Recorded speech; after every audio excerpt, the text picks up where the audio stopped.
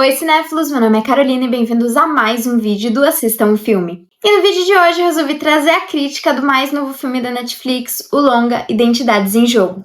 Um reencontro se transforma em um pesadelo para um grupo de amigos quando um deles traz um aparelho estranho capaz de trocar as consciências de todos. De corpos trocados e apavorados, eles mergulham em uma trama de ciúmes, segredos e desejos ocultos. O filme tem direção do estreante Greg Jardim e roteiro também assinado por ele e traz uma premissa já bem conhecida dentro de filmes, que é esse reencontro de amizades que acaba tomando um rumo mais estranho com a chegada de um membro um pouco mais afastado ou de algum objeto misterioso. E aqui eu acho que é quase impossível a gente não lembrar de outros filmes de terror mais recentes, como o filme Morte, Morte, Morte e o também Fale Comigo, por trazer essa noite de jogos ali entre velhos amigos, né? Acho que ele é um pouco mais próximo de Morte, Morte, Morte por ser mais comédia do que terror, do que qualquer coisa, né? Ele também é muito fácil da gente relacionar com o filme Coherence, né? Que é um filme de ficção científica que traz esse reencontro entre velhos amigos, que tem questões mal resolvidas entre eles. Inclusive um filme muito bom que eu recomendo bastante. Mas pra mim, a coisa que ele mais me lembrou foi um livro que eu li chamado A Lista de Convidados, que inclusive tá aqui.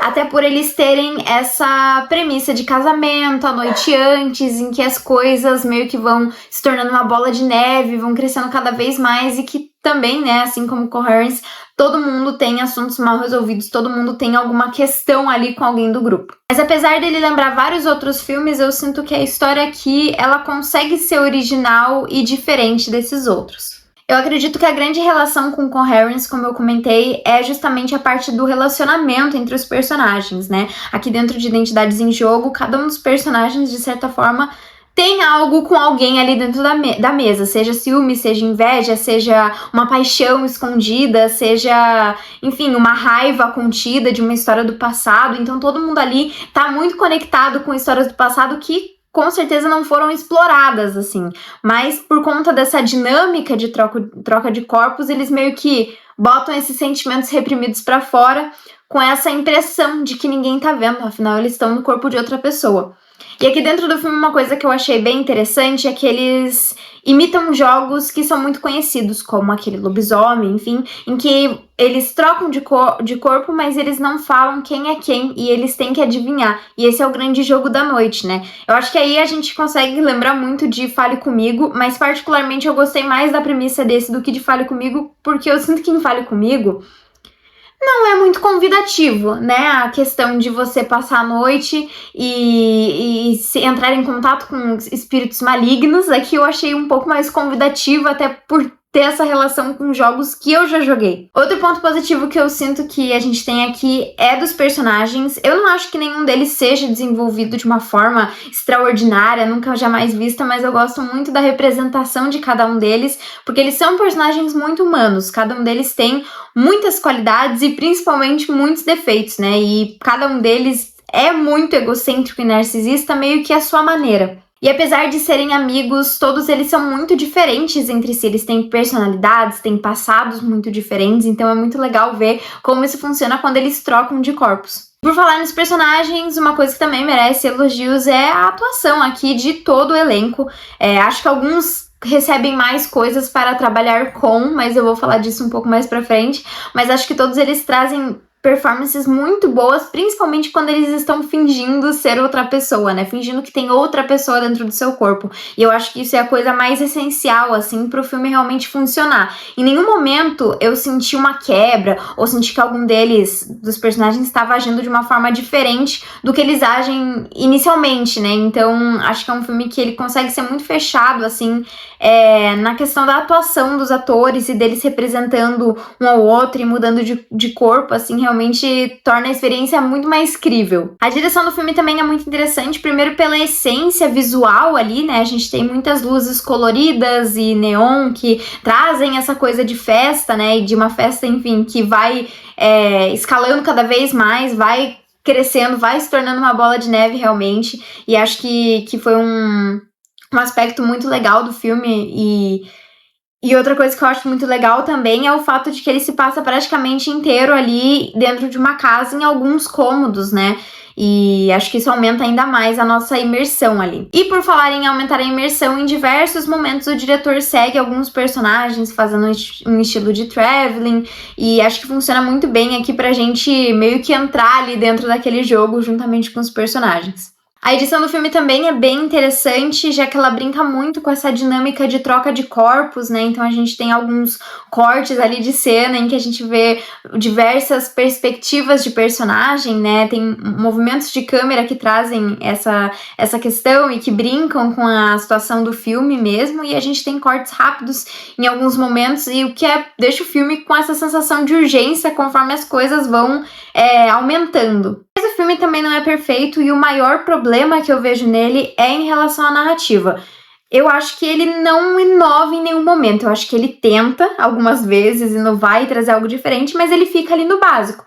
E funciona, assim, toda a história ali faz sentido, é muito bem amarrada, todos os elementos que são apresentados têm alguma relevância, vão ser comentados em algum momento, mas eu acho que eles podiam ter feito mais, tanto desenvolvido mais os personagens e ter explorado mais a questão das relações mal resolvidas que eles têm ali dentro daquele grupo, e também explorar um pouco mais da questão de passado e presente, né? Ao longo da história eles meio que ficam remetendo muito a uma história que aconteceu no passado, e alguns lembram com mais facilidade que outros desse evento, e eu acho que eles podiam ter brincado muito mais com essa coisa de pontos de vista. É muito legal quando eles vão contar essa espécie de flashback do que acontece, mas eu acho que eles poderiam ter brincado mais, ter usado mais aqui dentro. E ainda sobre a questão dos relacionamentos e das questões mal resolvidas entre os personagens, eu acho que poderia ter mais, porque eu sinto que nós temos basicamente 5 personagens ou 4, assim, que tem essas dinâmicas bem estipuladas ali dentro do filme.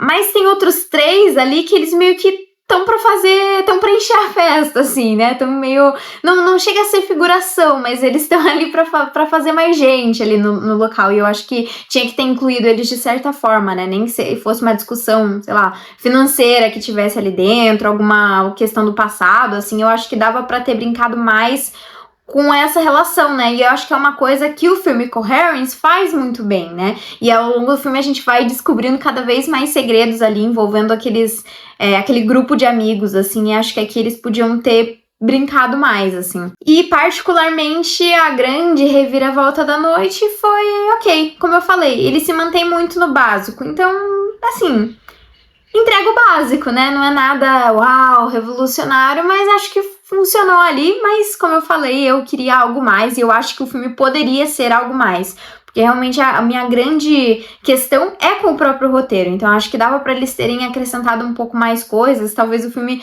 ele tem cerca de 1h30, né? Poderia ter só 1h50, assim, pra desenvolver um pouco mais disso.